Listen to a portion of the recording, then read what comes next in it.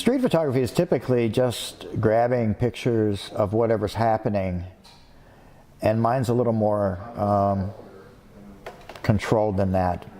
And I don't know why.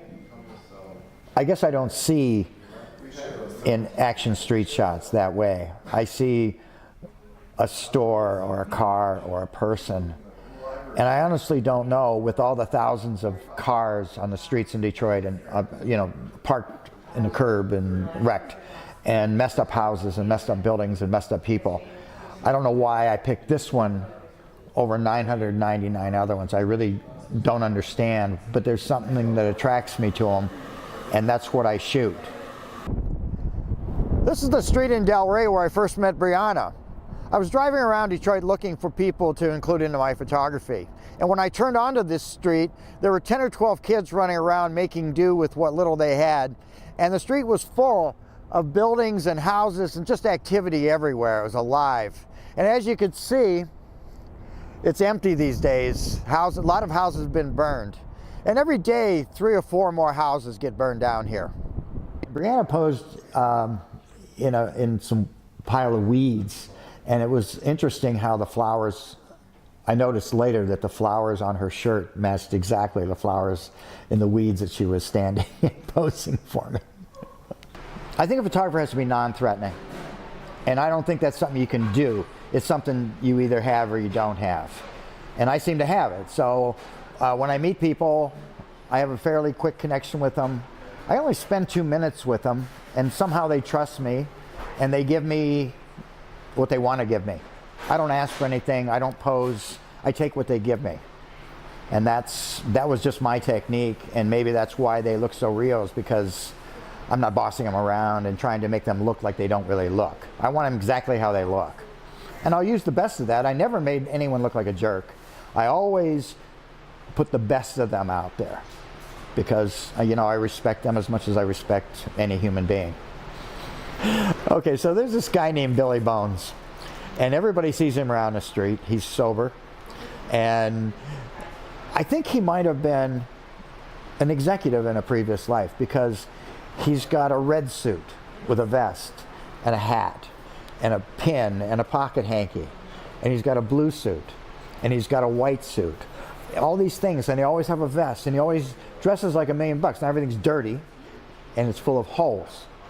But he looks like maybe at one time he had a good job and just couldn't do it anymore, and he just walked. I was with Henry, and we were shooting a jungle gym that was covered in a blue tarp. People were living in it. So we wanted to document that. And suddenly I was surrounded by 10 or 12 high school students from the city. And normally I engaged them, but in this case, something was different. So I stepped back, opened the car door, and Henry stepped out. And that's the end of the story, because the size of him, they left. They bolted as fast as they could move. So that's as close as I've come to any problem. Ruin porn. And this is Michigan Central Depot, and the 2 words have become synonymous. Whether when people come to town to shoot video or shoot pictures of Detroit and they talk about ruin porn, this is where they want to go. And they'll hire me, and I'll take them around the city, but it always includes the train station.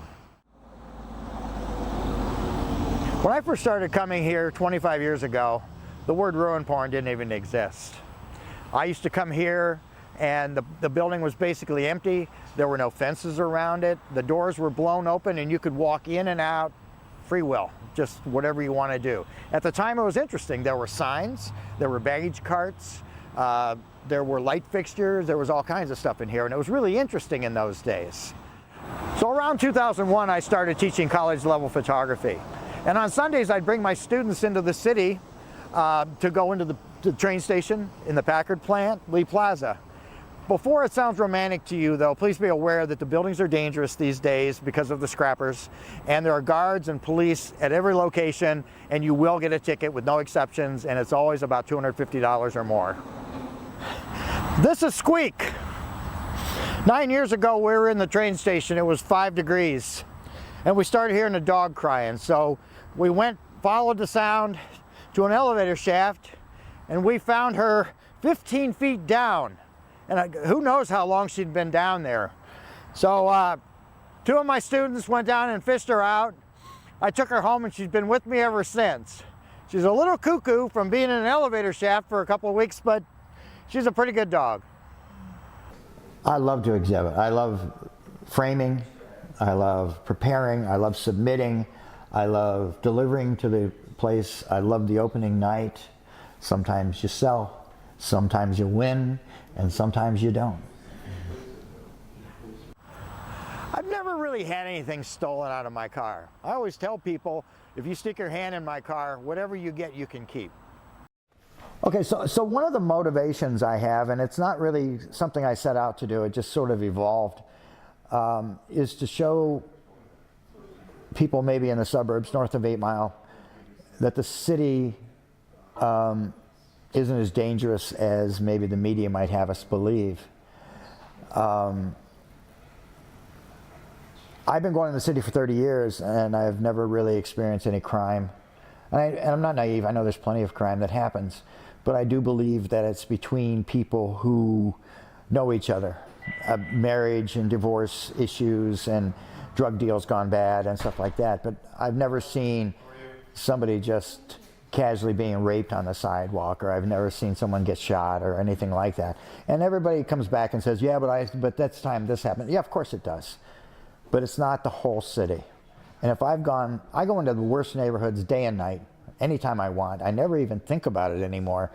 And I've never experienced any crime, so who's right? The person that had the car broken into once, or me who's never had anything like that happen?